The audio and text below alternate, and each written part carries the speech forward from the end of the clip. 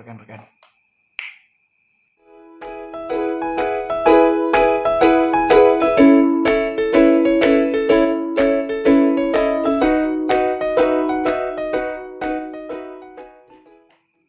Oke, assalamualaikum warahmatullahi wabarakatuh. Perkenalkan, nama saya Muhammad Fikri Tanzil. Saya dari program studi ilmu kelautan dengan NPM E1I 017-041, di mana di mata kuliah penginderaan jauh kelautan kami mendapatkan tugas yaitu review jurnal pemetaan terumbu karang. Itu jurnal saya yang saya dapatkan dari M. Lutfi tahun 2017. Saya mereview jurnal ini menggunakan paper, teman-teman, karena saya tidak terlalu fokus untuk menggunakan alat elektronik seperti laptop ataupun HP. Judul saya tentang reviewan yang saya dapat ini adalah pemetaan terumbu karang Kepulauan Seribu menggunakan data citra satelit Spot 7 dan algoritma Lizenga. Oke, sedikit mukadimah teman-teman, di mana kalian harus mengetahui bahwa Indonesia memiliki 1/8 total terumbu karang yang ada di dunia. Betapa kaya laut kita, bukan? Dan betapa cantik terumbu karang yang ada di Indonesia. Terumbu karang di Indonesia, teman-teman, baiknya akan selalu tetap dipantau agar tetap hidup. Salah satu cara untuk pemantauan terumbu karang yaitu menggunakan inderaja dengan citra satelit, di mana di kali ini citra satelit yang digunakan dalam pemantauan terumbu karang yaitu adalah Spot 7 dan algoritma Lizenga. Oke kawan-kawan, di mana tujuan dari penelitian ini yaitu untuk melakukan pengelolaan dan interpretasi citra satelit Spot untuk pemetaan terumbu karang menggunakan algoritma Lizenga Kepulauan Seribu. Yang kedua itu melakukan pengelolaan dan klasifikasi untuk penentuan kelas berdasarkan geomorfologi dan luasan terumbu karang di Kepulauan Seribu. Metode penelitian ini menggunakan metode eksperimen.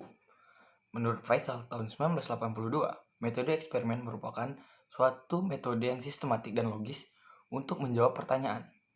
Metode penelitian punya tahap penelitian, di mana tahap penelitian ini menggunakan pengolahan citra. Yang pertama, pengolahan citra itu ada 3, yaitu koreksi radiometri, koreksi atmosferik, dan koreksi kolom air. Untuk koreksi radiometri dan atmosferik bisa kalian tanyakan di kolom komentar. Koreksi kolom air. Apa itu koreksi kolom air? Koreksi kolom air merupakan pengkoreksian cahaya yang mengalami pengurangan intensitas ketika berada di dalam kolom air.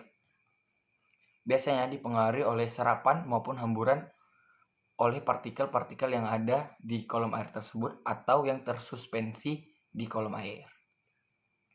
Tahapan penelitian selanjutnya yaitu adalah klasifikasi, di mana klasifikasi di jurnal ini menggunakan metode SVM, yaitu support vector mesin. Support vector mesin berguna untuk proses klasifikasi kelas tutupan lahan, merupakan salah satu klasifikasi pada sistem klasifikasi terbimbing yang memerlukan data latih atau training sample. Tahap penelitian terakhir yaitu adalah geomorfologi terumbu karang. Apa itu geomorfologi terumbu karang? Geomorfologi terumbu karang adalah pengkelasan terumbu karang berdasarkan pembagian tingkatan dari terumbu karang tersebut.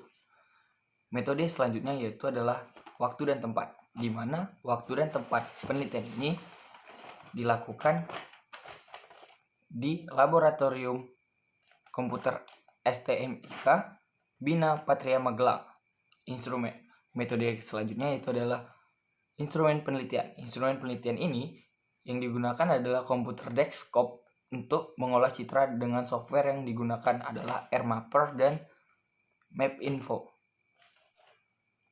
Oke kawan-kawan, selanjutnya kita masuk di hasil dan pembahasan pengelolaan citra, di mana hasil dan pembahasan ini banyak sekali. Ada mencari nilai KI atau KJ, pengelolaan TXT, mencari batas laut dan darat, input formula Lizenga, dan introspeksi kelas. Kita akan membahas satu persatu teman-teman, dimana untuk mencari nilai KI dan KJ atau KJ itu mengidentifikasi terumbu karang menggunakan citra spot. Pada tahapan pertama yang dilakukan adalah membangun kombinasi band 421 agar terumbu karang terlihat jelas di citra. Tahapan selanjutnya adalah membuat region dan membuat poligon sebanyak 30 atau lebih. Selanjutnya adalah pengolahan TXT menggunakan aplikasi Microsoft Excel, digunakan untuk membuka hasil penyimpanan TXT dan sekaligus digunakan untuk pengelolaan data untuk mendapatkan nilai KI atau KJ. Selanjutnya itu mencari nilai batas laut dan batas darat. Pemisahan daratan, lautan, dan karang dilakukan mencari nilai self value profil tampilan prosedur layar pada band 4. Kemudian dicatat hasilnya. Pada pengelolaan ini hasilnya didapatkan ada 23. Oke, selanjutnya rekan-rekan, yang selanjutnya adalah input formula Lizenga, di mana tahapan selanjutnya ini adalah memasukkan algoritma Lizenga pada dialog formula editor. Gambar 9, nanti gambarnya akan saya tumbuhkan di sini.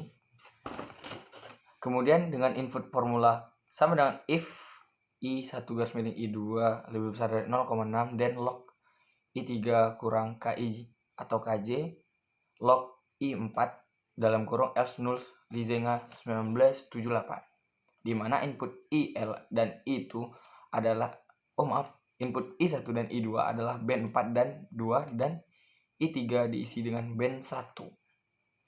Yang terakhir adalah interpretasi kelas. Citra hasil yang sudah dihitung dengan algoritma Lizenga, kawan-kawan, kemudian dilakukan interpretasi lagi menggunakan ISO class.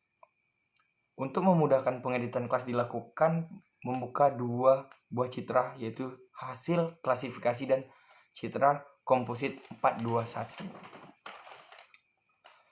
Nanti akan ada saya tampilkan lagi gambarnya di sini. Oke. Kesimpulannya yaitu citra satelit SPOT 7 menghasilkan data dengan resolusi dan akurasi yang tinggi untuk pemetaan zona geomorfologi terumbu karang beserta luasannya.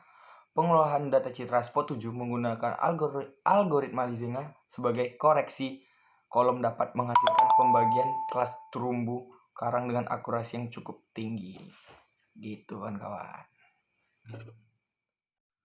Saran saya sebagai mahasiswa ilmu kelautan, dari jurnal yang saya baca, sebaiknya teman-teman jika ingin melakukan pemetaan dan geomorfologi terumbu karang, cobalah untuk menggunakan SPOT 7 dan algoritma Lizenga, karena dapat memudahkan kinerja kalian saat melakukan penelitian tersebut. Dan semoga review jurnal ini sangat bermanfaat buat kalian, dan saya minta maaf jika banyak sekali kata-kata saya yang terlalu berbelit-belit dan belibet. Oke, itu saja. Ingat, laut tidak pernah berbohong, laut tidak pernah menutupi indahnya matahari senja. Jalas Pepa, Jaya Maya.